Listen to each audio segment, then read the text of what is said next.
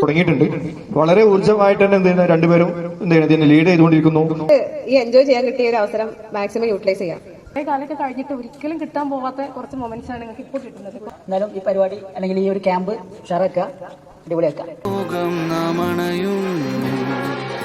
ആഴങ്ങൾ തീരാതി കടൽ പോലെ കഥകൾ നീളുന്നു ഇവിടെ ആരാ